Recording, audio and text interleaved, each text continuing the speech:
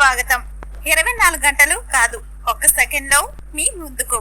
చూస్తూనే ఉండండి నిరంతరం వార్త ప్రసారాలు. ఆలేరు నియోజకవర్గం భువనగిరి జిల్లాకు సంబంధించిన అంశంలో ఆనాడు ఇందిరమ్మ ప్రభుత్వంలో ఏవైతే అసైన్డ్ భూములు ఇచ్చిన దాంట్లో కొన్ని దశాబ్దాలుగా ఇళ్లు కట్టుకొని ఉన్నమాట వాస్తవం అధ్యక్ష. ఈ నియోజకవర్గానికి సంబంధించి సుమారు 38-39 వేలు అన్నమాట నిజం. అదే రకంగా రాష్ట్రంలో అనేక ప్రాంతాల్లో ఆనాడు ఇందిరమ్మ ఇచ్చిన అసైన్డ్ భూముల్లో హ్యాబిటేషన్స్ అంటే కొత్తగా ఇళ్లు కట్టుకొని కొన్ని దశాబ్దాలుగా నివసిస్తున్నారు అధ్యక్ష.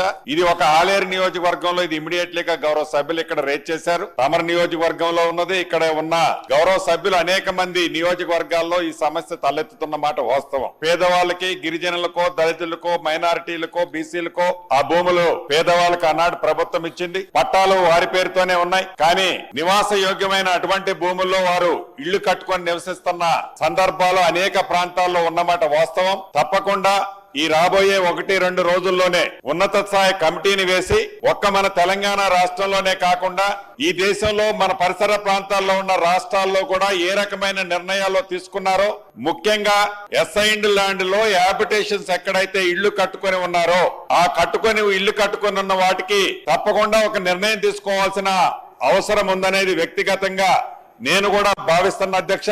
ఆ ఉన్నత స్థాయి committee report as early as possible report తెప్పించి కేబినెట్ లో డిస్కషన్ చేసి ఈ అసెంబ్లీ సాక్షిగా దాని మీద కూడా డిబేట్ పెట్టి తప్పకుండా ఒక నిర్ణయం తీసుకోవటం జరుగుద్దని గౌరవ సభ్యులకి అందరికీ తమరి ద్వారా తెలియజేస్తున్నాను అధ్యక్ష.